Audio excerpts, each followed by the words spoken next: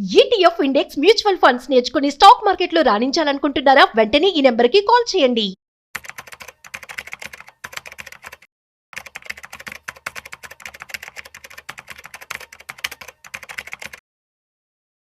Hello viewers, stock market analyst Sundar Rama Reddy గారి online webinar కి enrol చేసుకోవాలనుకుంటున్నారా? SIP plan కానీ, financial planning కానీ, మరి రిటైర్మెంట్ ప్లాన్ ఎలా చేసుకోవాలి, కిడ్స్ ఉన్నారు, కిడ్స్ కి సేవింగ్ స్కీమ్స్ కానీ, ఇలాంటి డీటెయిల్స్ అని తెలుసుకోవాలనుకుంటున్నారా? మరి ఫీజు వచ్చేసి 4444. మరి కింద కనిపిస్తున్న నెంబర్ కి కాల్ చేసి రిజిస్ట్రేషన్ చేసుకోండి. నమస్తే, welcome back to Suman TV. ప్రస్తుతం మనతో పాటు ఉన్నారు stock market analyst Sundar Rama Reddy గారు. నమస్తే సార్. సార్, రీసెంట్ గా చూసుకుంటే ఐటీ సెక్టర్ అంతా పడిపోతుంది. మరి మైక్రోసాఫ్ట్, అమెజాన్ ఎలా లే ఆఫ్స్ ఇచ్చాయో, రీసెంట్ గా TCS లో కూడా 12,000 మందిని తీసేశారు.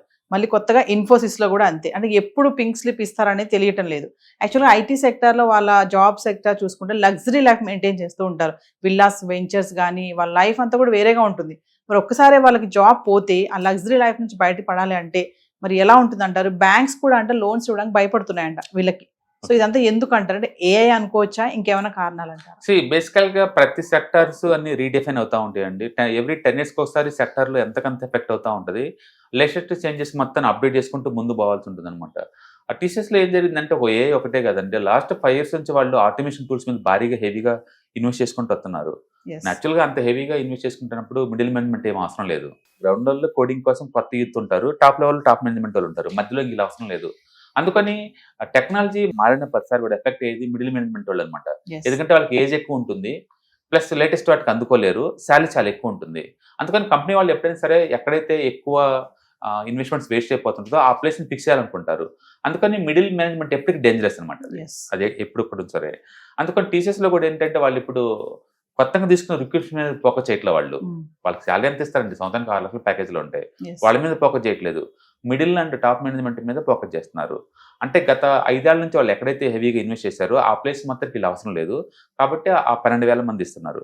మనకి ఇండియాలో ఫస్ట్ టైం 12,000 ఇట్లా మిడిల్ అండ్ టాప్ మేనేజ్మెంట్ జాబులు పోయేసరికి కొత్తగా ఉంది, కానీ ప్రపంచంలో అది మామూలు విషయం అండి. అది ఎందుకంటే మైక్రోసాఫ్ట్లో ఎవ్రీ ఇయర్ ఒక 60,000-70,000 మందిని పీకేయటం మామూలు విషయం.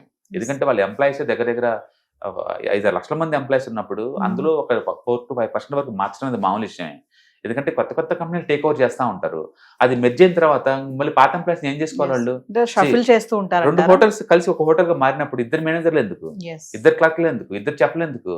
నేచురల్ గా సరిపోతారు మ్యాన్ పవర్. అందుకని ఈ కంపెనీస్ అన్ని కూడా ఒకటి ఇంటిగ్రేట్ అవుతున్నప్పుడల్లా లేదు ఎక్స్ట్రా వచ్చి మ్యాన్ పవర్ తీసేస్తూ ఉంటారు. అందుకని టెక్నాలజీ నిరంతరం అప్డేట్ చేసుకుంటూ ఉంటారు. అందుకని ఎక్కడైతే అన్నెసరీగా ఉన్నారో వాళ్ళు మొత్తానికి పింక్ స్లిప్లు ఇస్తూ ఉంటారు. అందుకని అది ఏఐ వల్ల వచ్చిన సైడ్ ఎఫెక్ట్స్ అనే బదులు ప్రతి ఇండస్ట్రీ ఎవ్రీ 10 years ఒకసారి ఎంతకంత మాడిఫికేషన్ జరుగుతూనే ఉంటుంది. అది జరిగే ప్రాసెస్లో స్కిల్ ఎవరైతే అప్డేట్ అవ్వలేదో వాళ్ళు ఎన్ని పోతూ ఉంటాయి. అంటే రిలవెంట్ స్కిల్ ఉండాలి, అంటే కొత్త చేంజ్ తగ్గట్టు మనం మాడిఫై అవుతూ ఉండాలన్నమాట. అందుకని జాబ్ నాకు పోయిందనే బదులు ఎందుకు మిగతా వాళ్ళని తీసేయకుండా మిమ్మల్ని తీసారో క్లారిటీ ఉంటే చాలు అనమాట. ఓకే, అందుకని రిలవెన్స్ స్కిల్ కనుకుంటే ఇప్పటికి కూడా ఉంటాయి. ఏఐ వల్ల ఏంటంటే కొత్త జాబ్స్ క్రియేట్ అవుతాయి, పాతే కొన్ని పోతాయి, అందులో డౌట్ లేదు. ప్రాంప్ట్ ఇంజనీర్కి హ్యూజ్ డిమాండ్ ఉంది ఆ ఏరియాలో. ఓకే, అందుకని అందరు ఐటీకి ఈ ఏఐ వల్ల జాబులు పోతాయి అంటే అన్నేం పోవండి, కొన్ని పోతాయి గ్యారంటీగా. ఆ కొన్నిలో వీళ్ళు ఉంటే వీళ్ళ బ్యాడ్ లక్ అంతే. అందుకని మైక్రోసాఫ్ట్ వాళ్ళు ఈ సంవత్సరంలోనే జనవరిలో ఒక 5,000 మందిని బిక్కేశారు. ఇప్పుడు రీసెంట్గా 9,000 మందిని తీసేశారు. TCS లో 12,000 మందిని తీసేశారు. అండ్ ఇంటెల్లో 20,000 మందిని తీసేశారు. ప్రపంచవ్యాప్తంగా ఈవెన్ అమెజాన్ అన్నింటిలో కూడా నిరంతరం 1 or 2% వర్క్ ఫోర్స్ తీసేస్తూనే ఉంటారు బై డిఫాల్ట్. బట్ ఈ సంవత్సరం ఎందుకు ఇంత హైలైట్ అవుతున్నాయి అంటే ఇండియాకి ఇలాంటి ఎక్స్పీరియన్స్ లేదు. ఇండియా ట్రెడిషనల్ కంట్రీ, రిటైర్మెంట్ దాకా ఉంచుకుంటారు తప్ప పీకేర్ అనమాట. జనాభా ఎక్కువ, ఇక్కడ జాబులు ఉంటే డిగ్నిటీ ఇచ్చి సమానం. అందుకని ఫస్ట్ టైం ఇంతమందిని పీకేసరికి అది వైరల్ అయిపోయింది. అది ఒక ఇండియా ఇంత డెవలప్ అయిందంటే రీజన్ ఐటీ అనమాట. పల్లెటూరులో వాళ్ళ లైఫ్ స్టైల్ అన్ని మారినాయి అంటే because of the IT education, IT అమెరికాలో మన వాళ్ళు సెటిల్ అవటం, వీటి వల్ల అనమాట. అంటే ఇండియాకి ఆ క్రెడిట్ తెచ్చింది ఐటీ డెఫినెట్గా.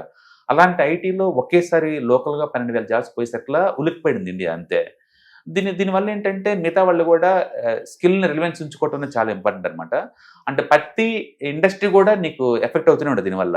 ఇప్పుడు సెక్యూరిటీ గార్డ్స్ జాబ్స్ చాలా పోయినాయి, ఎందుకంటే ఆటోమేషన్ అయ్యే ఓపెన్ అవుతున్నాయి కదా. అలాగే ఇప్పుడు బాట్స్ వచ్చిన తర్వాత ఈవెన్ సర్వీస్ సెంటర్లో కూడా చాలా వరకు మిస్ అయిపోతున్నాయి.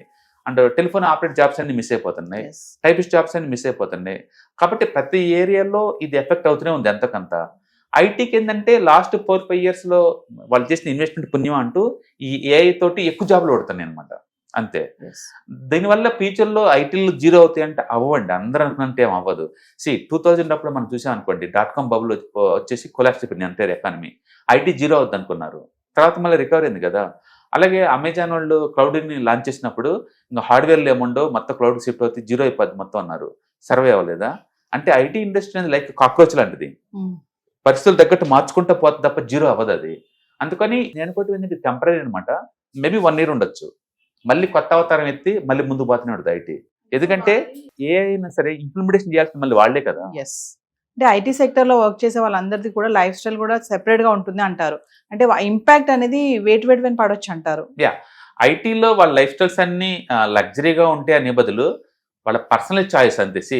ఐటీ కంపెనీస్ అన్ని చాలా పాస్ట్ బిల్డింగ్స్ లో ఉంటాయి, అందులో డౌట్ లేదు. అవి చూసి మనమే అనుకోవడానికి కుదరదు. ఎండ్ ఆఫ్ ది డే ఆ ఆఫీస్లో ఉన్న 8 hours మంది, బయటకు వచ్చినంత మంది కాదు కదా.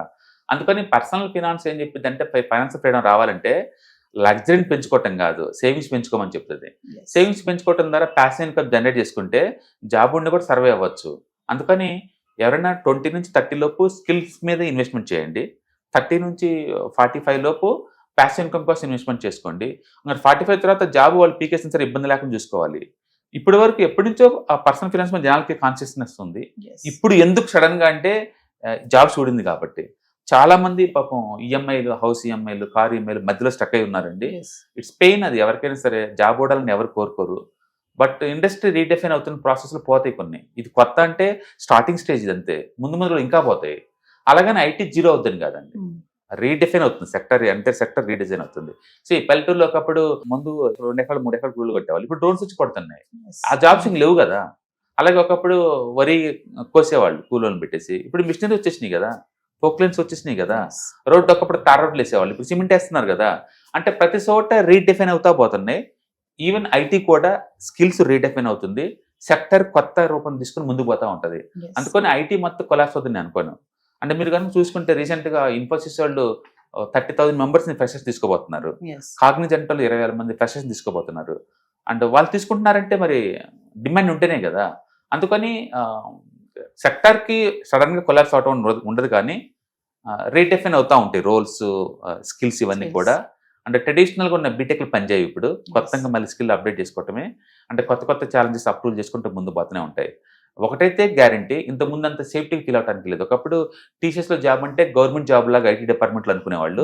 ఇప్పుడు బెంచ్లో 1 month ఇస్తున్నారు ఛాన్స్. 1 month కల్లా నువ్వు క్లయింట్ ఎత్తుకోకపోతే జాబ్ని ఫైర్ పడేస్తున్నారు. అండ్ రెండోది, ఏ ఏజ్కైనా సరే జాబ్ ఉంటే గ్యారంటీ కాదు. ఈవెన్ మైక్రోసాఫ్ట్లో అయినా, అమెజాన్లో అయినా, దీంట్లో అయినా. అందుకని అందులో జాబ్ వచ్చిన రిలాక్స్ కూర్చోడానికి కుదరదు. నిరంతరం స్కిల్ అప్డేట్ చేసుకుంటూ లేటెస్ట్ టెక్నాలజీ తగ్గట్టు రిలవెన్స్ పెంచుకుంటే తప్ప జాబ్స్ ఈజ్ నాట్ గ్యారంటెడ్. ఆ విషయంతో అర్థమవుతుంది. అండ్ అవును, మీరు చెప్పింది బ్యాంకర్లు శాలరీ ఇవ్వడానికి కూడా భయపడుతున్నారు.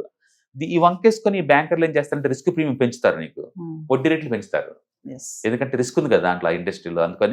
అందుకని గవర్నమెంట్ జాబ్ వాళ్ళకి ఇచ్చిన రేటుకి నీకు ఎవరు ఎంతకంత పెంచుతారు, రిస్క్ ప్రీమియం పెరిగింది కాబట్టి. బట్ ఇదేంటంటే అలర్ట్ అనమాట అంతే. అదేదో ఎకానమీకి ఏదో అవుద్దని కాదు కానీ, టీసీఎస్లో 12,000 పీకేసి మాత్రం ఇండియన్ ఎకానమీ డల్ అవుద్దని కాదు కానీ, బట్ ఇట్స్ క్లియర్లీ వార్నింగ్ అనమాట entire not only IT industry. A industry వాళ్ళైనా సరే మీ ఏజ్ కనుక 40 to 50 వచ్చిందంటే స్కిల్స్ రిలవెన్స్ లేకపోతే కనుక బయటికి పోయే ఛాన్స్ ఎక్కువ ఉందని అర్థం. ఎందుకంటే శాలరీ చాలా ఎక్కువ ఉంటాయి. ఇప్పుడు అంత శాలరీ ఇచ్చి మళ్ళీ వేరే చోట పోయినా తీసుకునే వాళ్ళు ఉండరు. అండ్ రెండోది, స్కిల్స్ నువ్వు అప్డేట్ అవ్వలేదు అనుకోండి కష్టమైపోద్ది. అందుకని బెటర్ ఏంటంటే మోర్ రిలవెన్స్ అనమాట పర్సనల్ ఫినాన్స్. ఇప్పుడు మీరు ఎర్లీ స్టేజ్లో ఇన్వెస్ట్మెంట్ బిగిన్ చేసుకోండి. అంటే 30-35 వచ్చే లోపలనే ఒక ఇన్కమ్ జనరేషన్ అయ్యేలా చూసుకోండి అనమాట. దానివల్ల ఏంటంటే మనకి అంత పెయిన్ ఉండదు. బట్ ఇట్స్ క్లియర్లీ వార్నింగ్, అంత డౌట్ లేదు. అంటే ముందు రోజులు ఇంకా ఎక్కువ అవుతాయి, తగ్గవు. Thank you sir.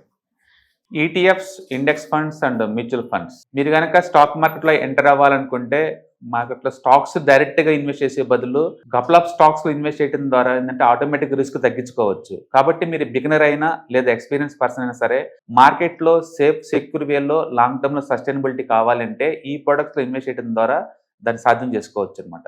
కాబట్టి మీకు ఎవరికైనా సరే ఈ ఈటీఎఫ్స్, ఇండెక్స్ ఫండ్స్, మ్యూచువల్ ఫండ్లో ఇన్డెప్త్ నాలెడ్జ్ కోసం అండ్ గైడెన్స్ కోసం ఈ ట్రైనింగ్ ప్రోగ్రామ్ అటెండ్ అవడం ద్వారా మీరు మనీ మేక్ చేసుకోవచ్చు. కాబట్టి మీకు ఇంట్రెస్ట్ ఉన్న పార్టిసిపెంట్స్ ఈ వీకెండ్లో జరిగే వెబినార్ అటెండ్ అవడం ద్వారా ఇందులో ETFs, index funds, mutual funds అంటే ఏంటి, వాటిని ఎలా మనీ మేక్ చేసుకోవాలి, వాటిని ఎలా మేనేజ్ చేసుకోవాలి, వాటి గురించి కాంప్రహెన్సివ్ ట్రైనింగ్ మీకు ఈ ప్రోగ్రాంలో అందించబడుతుంది. ఈ వీకెండ్లో జరిగే ఈ ప్రోగ్రామ్కి ఎన్రోల్ చేసుకోండి. Thank you.